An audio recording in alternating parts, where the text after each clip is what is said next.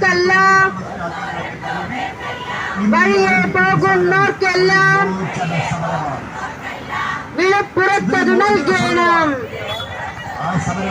പാതിര നേരത്താണേലും വ്യാപക സമരം സിന്ദാബാദ്. 3 മാസത്തെ വേതന കുടിശ്ശിക നൽകുക. ആരോഗ്യത്തിന്റെ മാനദണ്ഡങ്ങൾ മുഴുവൻ പിൻവലിക്കുക. ഇൻകുലാബ് സിന്ദാബാദ്. വ്യാപക സമരം സിന്ദാബാദ്. ഗ്രാമം താണ്ടേണം. മഴയും കൂസാതെ ഇടവഴി മുഴുവൻ ചുറ്റേണം. പട്ടണ നടുവിൽ അതാണേലും ആണ്ടോടാണ്ട് നടത്തിയാലും കരകയറില്ലീ സർവേകൾ.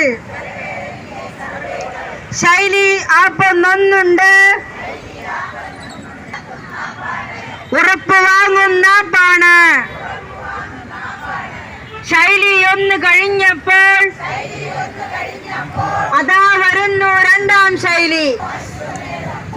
കുഷ്ഠം നോക്കാൻ പുരുഷന്മാരെ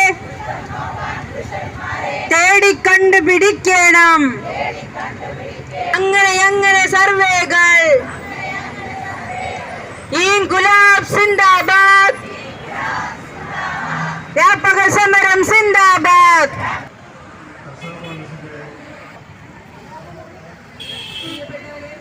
മാസക്കാലമായി നമ്മുടെ വീടുകളിൽ നേരാവണ്ണം അടുപ്പ് പോഞ്ഞിട്ടില്ല.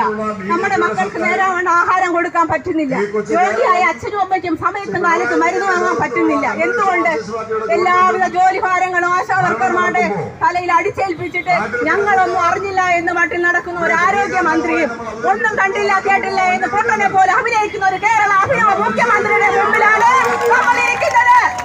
നമ്മൾ പിച്ചക്കാരല്ല, നമ്മൾ ഭിക്ഷയിൽ ചോദിക്കാൻ വന്നിരിക്കുന്നതല്ല. കഴിഞ്ഞ 4 മാസം കാലമായി ജോലി ചെയ്തിട്ട് അതിന്റെ കൂലി കിട്ടാതെ ഇവിടെ പാവപ്പെട്ട സ്ത്രീകളെ പിടിച്ചിരുത്തി വെയിലും മഴയെ കൊള്ളിക്കുന്ന ഒരു സർക്കാരിന്റെ മുമ്പിൽ അവരുടെ കണ്ണു തുറപ്പിക്കാൻ വേണ്ടിയാണ് നമ്മൾ ഈ സമരത്തിൽ പങ്കെടുക്കുന്നത്.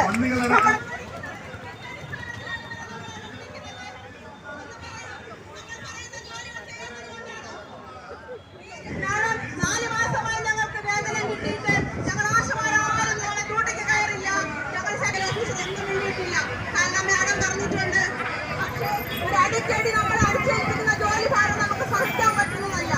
ശൈലിയാർക്കും അതും ഇതുമൊക്കെ ചെയ്തുകൊണ്ട് നമ്മൾ ഓരോ വീട് വീടാന്തരം കയറി ഇറങ്ങുമ്പോൾ സർക്കാര് ഈ ജനങ്ങൾ നിങ്ങളെ കിടക്കുന്ന സർക്കാര് നിങ്ങൾ ഇറക്കുന്നു. ഞങ്ങളുടെ അമ്മയ്ക്ക് മരുന്ന് വാങ്ങിക്കാൻ നിവർത്തിയില്ല. ഹോസ്പിറ്റലിൽ പോയാൽ മരുന്നില്ല. ചേച്ചിമാരെ, നിങ്ങൾ ഞങ്ങൾ അറിയാവുന്നത് കൊണ്ട് മാത്രം നിങ്ങൾ ഞങ്ങളൊന്നും ആക്ഷേപിക്കുന്നില്ല എന്ന്. അത് നിങ്ങളുടെ ഔദാര്യത്തിലല്ല സർക്കാർ. ജനങ്ങളുമായിട്ടുള്ള ഞങ്ങളുടെ ബന്ധത്തിന്റെ അടിസ്ഥാനത്തിലാണ് നിങ്ങൾ മനസ്സിലാക്കിക്കൊള്ളൂ. 4 വോട്ട് വാങ്ങിച്ച് നിങ്ങൾ ജനങ്ങളെ പറ്റിച്ച് അധികാര കസേരയിൽ കയറിയിരിക്കും പോലെയല്ല ഞങ്ങൾ വീട് വിടാന്തരം നടന്ന്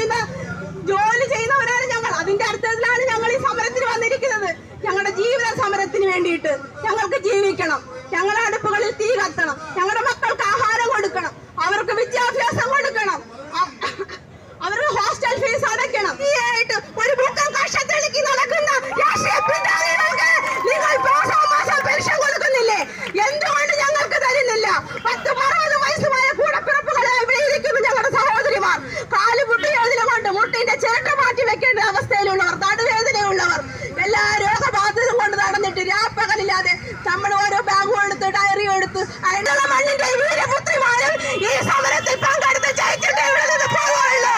ഞങ്ങൾ പിന്നോട്ടില്ല. ഇൻക്വിലാബ് സിന്ദാബാദ്! ഇൻക്വിലാബ് സിന്ദാബാദ്! ഇൻക്വിലാബ് സിന്ദാബാദ്! Kerala Asha health workers association സിന്ദാബാദ്! സെക്രട്ടറി ധർണ സിന്ദാബാദ്! സെക്രട്ടറി ധർണ സിന്ദാബാദ്! സെക്രട്ടറി ധർണ സിന്ദാബാദ്! മുഖ്യമന്ത്രി നീതി പാലിക്കുക! മുഖ്യമന്ത്രി നീതി പാലിക്കുക! മുഖ്യമന്ത്രി നീതി പാലിക്കുക! ആരോഗ്യമന്ത്രി നീതി പാലിക്കുക! ആരോഗ്യമന്ത്രി നീതി പാലിക്കുക! ആരോഗ്യമന്ത്രി നീതി പാലിക്കുക!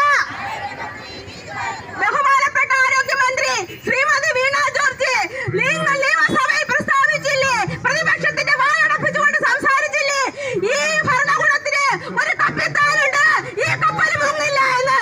എന്നാൽ ഇതാ ആ കപ്പലിലെ ഓരോ പടയാളികളായ ആശാവർക്കറും മുങ്ങിത്താഴ്ന്നുകൊണ്ടിരിക്കുകയാണ്. നിങ്ങളിത് കാണുന്നില്ലേ? നിങ്ങൾ ആണ് എവിടുത്തെ ആരോഗ്യമന്ത്രിയാണ്? നിങ്ങളുടെ കീഴിൽ പണിയെടുക്കുന്ന ഈ ആശമാരുടെ നിലവിളി നിങ്ങൾ കാണുന്നില്ലേ? എവിടെയാണ്? നിങ്ങളൊരു സ്ത്രീയല്ലേ? ഞങ്ങൾ പലവട്ടം സമരങ്ങൾ നടത്തിയിട്ടുള്ളപ്പോൾ ഒരു വാക്ക് സംസാരിക്കാൻ ഞങ്ങളുടെ മുമ്പിൽ നിങ്ങൾ വന്നിട്ടുണ്ടല്ലോ. ഇല്ല, എന്തുകൊണ്ട് വരുന്നില്ല? നിങ്ങൾക്ക് ഞങ്ങളെ ഭയമാണ് സർക്കാരെ. ഞങ്ങളില്ലെങ്കിൽ നിങ്ങളില്ല. ഓരോ അടിസ്ഥാനത്തിൽ ഞങ്ങളാണ്. നിങ്ങളുടെ അടിസ്ഥാനം എന്ന് പറയുന്നത് ഞങ്ങളാണ്. അടിസ്ഥാന ആരോഗ്യ പ്രവർത്തകരായ ആശാവർക്കർമാരാണ്. അത് നിങ്ങൾ മറക്കരുത്. ഇന്ന് ഞങ്ങൾ സൂചനാ പണിമുടക്കുകളെ കൊടുത്തിട്ടുള്ളൂ. ഇനി മുതൽ ഞങ്ങൾ ഒറ്റൊരാൾ പോലും നിങ്ങളുടെ ആരോഗ്യ സ്ഥാപനത്തിൽ ജോലിക്ക് കയറില്ല. ഇതൊരു സൂചന മാത്രമാണ്.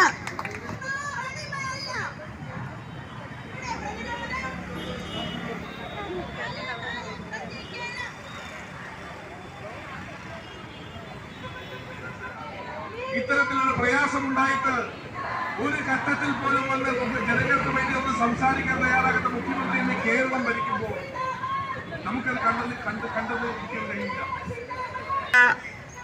ആശാ സഹോദരിമാര് കഴിഞ്ഞ 25-ാം തീയതി ഈ സെക്രട്ടേറിയറ്റിന് മുന്നിൽ വന്ന് ഇതുപോലെ തന്നെ അതിശക്തമായ ഒരു പ്രതിഷേധ സമരം നടത്തിക്കൊണ്ട് നമ്മൾ പ്രഖ്യാപിച്ചതാണ് ഈ വരുന്ന ബജറ്റിൽ 7-ാം തീയതി അവതരിപ്പിക്കുവാൻ പോകുന്ന.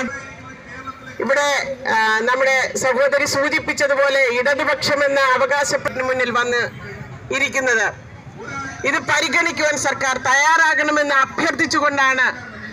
വിരമിക്കലിനെ സംബന്ധിച്ചുള്ള തീരുമാനമെടുക്കണം, വിരമിക്കൽ ആനുകൂല്യമായി 5 ലക്ഷം രൂപ നൽകണം എന്നാവശ്യപ്പെട്ടുകൊണ്ടാണ് നമ്മൾ ഈ സെക്രട്ടേറിയറ്റിന് മുന്നിൽ വന്ന് ഇരിക്കുന്നത്.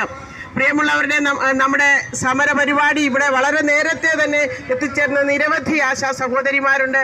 ആരംഭിക്കുകയാണ്. നമ്മൾ അഭ്യർത്ഥിച്ചതാണ് ബജറ്റിൽ നമ്മളെ പരിഗണിക്കണം. 3 മാസമായി പട്ടിണി കിടക്കുന്ന ആശാ വർക്കർമാരെ പരിഗണിക്കാതെ ഈ ബഡ്ജറ്റ് നടപ്പിലാക്കരുത്, അത് അവതരിപ്പിക്കരുത് നമ്മൾ ആവശ്യപ്പെട്ടു. അതിനു മുമ്പ് നമ്മുടെ സംഘടനയുടെ സംസ്ഥാന പ്രസിഡന്റും സെക്രട്ടറിയും VK സദാനന്ദൻ സാറും MA ബിന്ദു മാഡവും ഈ മന്ത്രിമാർ വിളിച്ചു ചേർത്ത യോഗത്തിൽ പങ്കെടുത്തുകൊണ്ട് ബജറ്റിന് മുന്നോടിയായി നടന്ന ചർച്ചയിൽ പങ്കെടുത്തുകൊണ്ട് നമ്മൾ പറഞ്ഞു ആശാവർക്കർമാരുടെ ജീവിത പ്രതിസന്ധികൾ എന്താണെന്ന്. അതിന് തൊട്ടു മുമ്പ് NHM ഡയറക്ടർ വിളിച്ചു ചേർത്ത ചർച്ചയിൽ നമ്മുടെ യൂണിയനെ പ്രതികരിച്ചുകൊണ്ട് നേതാക്കൾ പങ്കെടുത്ത് അക്കമിട്ടു നിരത്തി 22 ആവശ്യങ്ങൾ എഴുതി കൊടുത്തു, പരിഗണിച്ചിട്ടില്ല.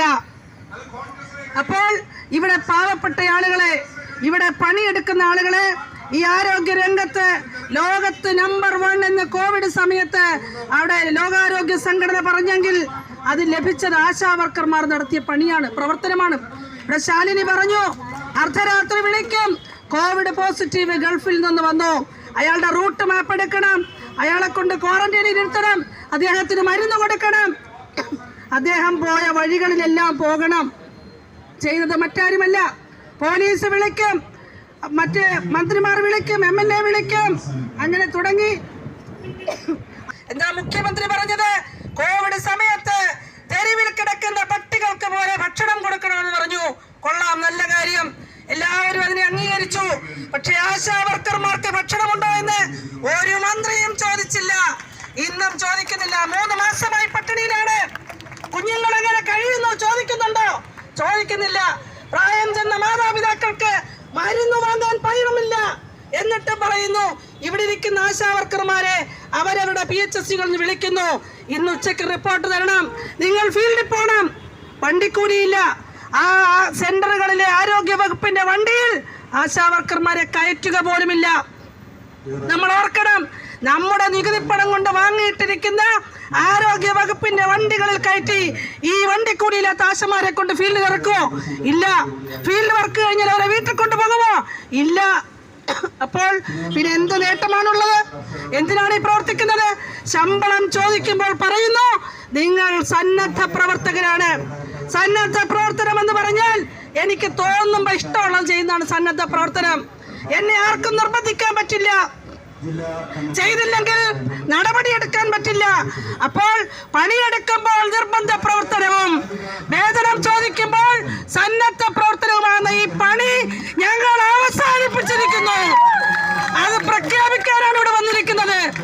3 മാസമായി ആശാവർക്കർമാർ പട്ടിണിയിലാണെന്ന് ഈ കണ്ണു തുറന്ന് കാണണം. നിങ്ങൾ ഒരു ദിവസം കുടിക്കുന്ന ചായയുടെ പണം പോലും ഞങ്ങൾക്കൊരു മാസം വേതനമായി തരുന്നില്ല.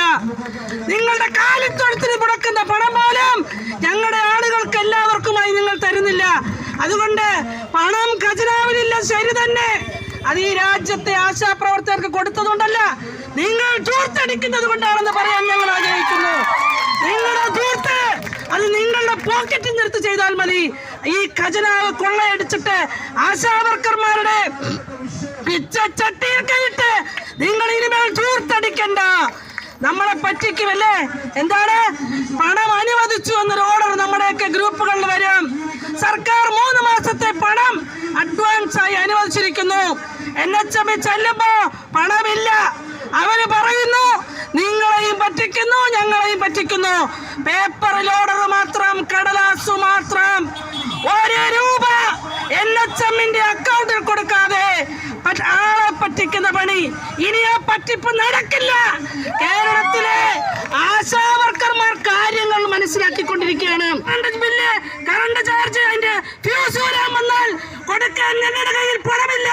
ഇവിടെ ഒരു ബില്ല് കൊടുക്കണ്ട, നമുക്ക് ഇത് തന്നെ വീട്. ഇന്ന് മുതൽ നമ്മുടെ വീട് ഇതാണ്. അങ്ങനെ നമ്മളിവിടെ വീട് സ്ഥാപിച്ചിരിക്കുന്നു. നമ്മൾ പിരിഞ്ഞു പോകുന്നില്ല. നമ്മളിവിടെ കഞ്ഞി വെച്ച് കുടിക്കും, ഇവിടെ കിടന്നുറങ്ങും. ഇതാണ് തീരുമാനം. അതുകൊണ്ട് പ്രിയമുള്ളവരെ, ഇന്ന് ഈ പ്രക്ഷോഭത്തിലേക്ക് വന്നിരിക്കുന്ന ആയിരങ്ങളായി വന്നുകൊണ്ടിരിക്കുകയാണ്. വരും ദിവസങ്ങളിലും ഈ സെക്രട്ടേറിയറ്റ് പരിസരം ഈ കേരളം കണ്ടിട്ടില്ലാത്ത വനിതകളുടെ ഒരു സമരത്തിന് സാക്ഷ്യം വഹിക്കാൻ പോവുകയാണ്. നേതൃത്വമല്ല, മറിച്ച് ഒരു ആശാവർക്കറാണ്. കാരണം സർക്കാർ ഒരു ദിവസം ഒരു ഉത്തരവിറക്കി 62 വയസ്സിൽ പിരിച്ചുവിടാൻ നമ്മൾ അംഗീകരിച്ചില്ല. കഴിഞ്ഞ 30 വർഷക്കാലം ഈ കേരളത്തിൽ ഫീൽഡ് തല പ്രവർത്തനം നടത്തിയവരാണ് ആശാവർക്കർമാരിലെ. 18 വർഷം ആശ എന്ന പേരിലും അതിനു മുമ്പ് MSS എന്ന പേരിലും ഇവിടെ പ്രവർത്തിച്ച ആളുകളാണ്.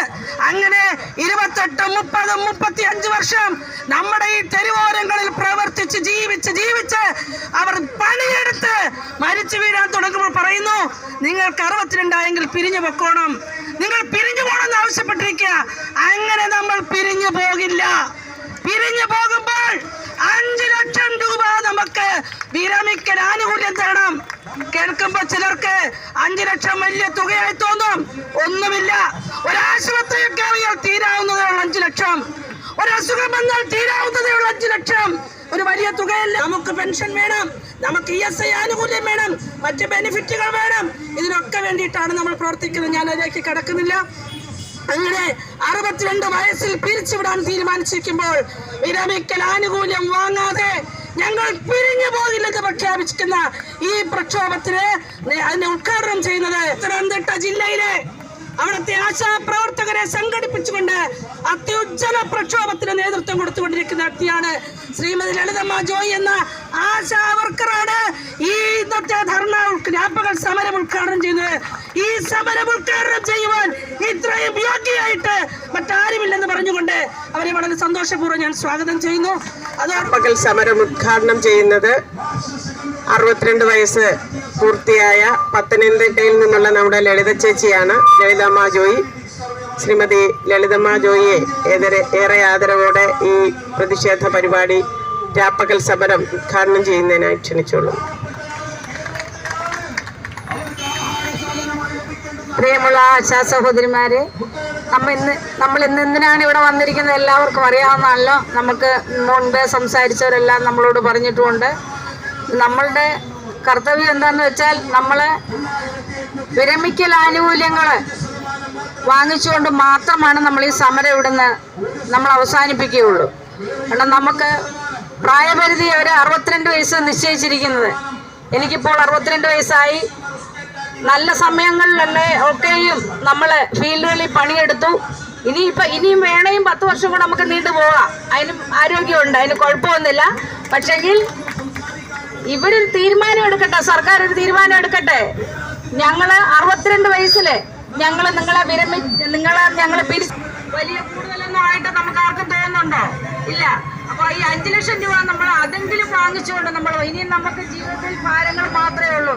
നമ്മൾ വീടുകളിൽ നമ്മുടെ ചെറുമക്കളെ അന്വേഷിച്ചിരിക്കുന്ന നമ്മളാണ്. വീട് വീടാന്തരം തുടങ്ങി മറ്റുള്ള കാര്യങ്ങൾ, ആവശ്യങ്ങൾ, നമ്മളവരുടെ ആരോഗ്യപരമായ കാര്യങ്ങൾ നമ്മൾ അന്വേഷിച്ച് പിടിച്ചു. നമ്മൾ പിന്നെ ഇവിടുത്തെ സ്ത്രീകളുടെയും കുട്ടികളുടെയും മരണനിരക്ക് ഒരുപാട് കുറഞ്ഞിട്ടുണ്ട്. ഇത് സർക്കാരിന് അറിയുള്ള ഒരു കാര്യമാണ്. നമുക്ക് മുമ്പേ വന്നപ്പോൾ നമുക്ക് മുമ്പേ ഈ മരണനിരക്ക് വളരെ കൂടുതലായിരുന്നു. നമ്മൾ വന്നതിന് ശേഷം ദിവസം നമ്മുടെ വീട്ടിൽ പോയി ഇപ്പോൾ വളരെയധികം ടി വി പേഷ്യന്റ് നമുക്ക് കുറഞ്ഞിട്ടുണ്ട്. അതുപോലെ തന്നെ നമ്മുടെ കിടപ്പിലായ രോഗികളെ, ആരും തിരിഞ്ഞു നോക്കാതിരുന്ന രോഗികളെയൊക്കെയും നമ്മൾ വീട് വിടാതെ സംരക്ഷിച്ച് അവരുടെ കാര്യങ്ങൾ നമ്മൾ എത്തിപ്പെടുത്തി. നമ്മൾ രാത്രി പോയിട്ടുണ്ട്. നമുക്ക് ചിന്തിക്കുമ്പോൾ നമുക്ക് വളരെയധികം പ്രയാസം തോന്നുന്നുണ്ട്. നമ്മൾ എങ്ങനെ തരണം ചെയ്തു തോന്നുന്നുണ്ട്. അപ്പോൾ സമയത്തുള്ള സമയം അതൊക്കെ നമ്മുടെ എല്ലാവരും ആദരിക്കൽ ചടങ്ങ് നമ്മളെ നടത്തി. എന്തിന് നമുക്ക് ആദരിക്കൽ ചടങ്ങ്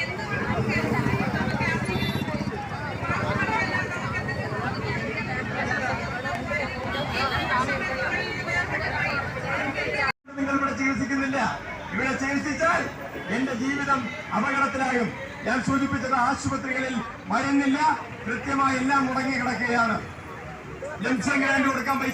അഖിലേന്ത്യാ മെമ്പറായും ആ യൂണിയന്റെ സംസ്ഥാന വൈസ് പ്രസിഡന്റായും സേവനം അനുഷ്ഠിച്ചു വരുന്ന ഒരാളാണ്. നമ്മുടെ നാട്ടിൽ ഇന്ന് ഈ ആശാവർക്കറോട് കാണിക്കുന്ന അവഗണനയും അവരോട് കാണിക്കുന്ന ഘടുകാര്യസ്ഥതയും അതിനൊരു അറുതി വരുത്തുന്നതിന് വേണ്ടി ഞങ്ങളുടെ കൊച്ചു സഹോദരിമാർ ഈ സെക്രട്ടേറിയറ്റ് പഠിക്കൽ ഇങ്ങനെ ഒരു സമരം നടത്താൻ തീരുമാനിച്ചതിൽ ഞാൻ ഏറെ അഭിമാനിക്കുന്നു. ഇന്ന് എനിക്ക് ഒന്നേ പറയാനുള്ളൂ, ആശാ വർക്കർ എന്ന് പറയുന്നത് ഞങ്ങളുടെ നാട്ടിൻ്റെ നട്ടെല്ലാണെന്ന് പറയാൻ ഞാൻ ആഗ്രഹിക്കുന്നു. കാരണം രാപകലില്ലാതെ പകലന്തിയോളം പണിയെടുത്ത് കുട്ടികൾക്ക് ആഹാരത്തിന് പോലും വഴിയില്ലാതെ തെണ്ടിത്തിരിഞ്ഞ് ജീവിക്കുന്ന ഒരു കാലഘട്ടം നമ്മുടെ നാട്ടിൽ കടന്നു പോവുകയാണ്. അത് വരാൻ പാടില്ല എന്ന് പറഞ്ഞുകൊണ്ട് ഞങ്ങൾ പല രീതിയിലും സമരങ്ങൾ കാട്ടിയും വളരെ പ്രഗത്ഭമായ സമരങ്ങൾക്ക് മുന്നോടിയായും ഞങ്ങൾ നടന്നിട്ടുണ്ട്. പക്ഷേ ഞങ്ങൾക്ക് കിട്ടുന്ന അതിൻ്റെ പാരിതോഷികം എന്താണെന്നറിയാമോ? ഏകദേശം ഒരു 10ഓളം കേസുകളാണ് കിട്ടിയിട്ടുള്ളത് ഇന്ന് വരെ. ഇപ്പോൾ ഒരു വനിതയായ എനിക്ക് ഇന്ന് കിട്ടിയിട്ടുള്ളത് 10ഓളം കേസുകളാണ്. കാരണം എന്താണെന്നറിയാമോ? ന്യായമായ കാര്യങ്ങളിൽ പ്രതികരിക്കുകയും ന്യായമായ അവകാശങ്ങൾക്ക് പോരാടുകയും ചെയ്യുന്നതിൻ്റെ ഫലമായി ഈ ഒരു വനിത എന്നുള്ള നിലയിൽ എനിക്ക് കിട്ടിയിട്ടുള്ളത് 10 കേസുകളാണ്. ഞാൻ എൻ്റെ രാഷ്ട്രീയ പ്രവർത്തനത്തിനും എൻ്റെ സംഘടനാ പ്രവർത്തനത്തിനും എൻ്റെ ചാരിറ്റി പ്രവർത്തനത്തിനും തിരുവനന്തപുരം ജില്ലയിൽ 4 അവാർഡ് സമ്പാദിച്ച ഒരു ലേഡിയാണ് ഞാൻ. കാരണം മാന്യമായ വാദങ്ങളിൽ ഇടപെടുക, അവർക്ക് വേണ്ടുന്ന ഒത്താശകൾ ചെയ്തു കൊടുക്കുക എന്നുള്ളതാണ് എൻ്റെ കർത്തവ്യം. അതിൽ ഒരിക്കൽ പോലും പിന്നോട്ട് നീങ്ങാൻ ഞാൻ തയ്യാറാവില്ല. കാരണം ഈ പെൺകുഞ്ഞുങ്ങളോട് ഈ പിണറായി സർക്കാർ പറയുന്നത് ഞങ്ങളെയും നിങ്ങളെയും വിയർപ്പിന്റെ കണത്തിലുണ്ടാക്കുന്നതാണ് എന്ന് അറിയാവുന്നതാണ്. ആ ഒരു സാഹചര്യത്തിൽ വെച്ച് അവരെ ഒരു മറ്റൊരാളായിട്ട് കണ്ടുകൊണ്ട് ആരോഗ്യവകുപ്പ് കടന്നു പോവുകയാണ്. കൊള്ളയും കൊലയുമാണ് ഇന്ന് നടന്നുകൊണ്ടിരിക്കുന്നത്. കാരണം നിങ്ങളൊന്ന് മനസ്സിലാക്കണം, പ്രതിഷേധം ആശാവർക്കർമാരെ വഞ്ചിച്ച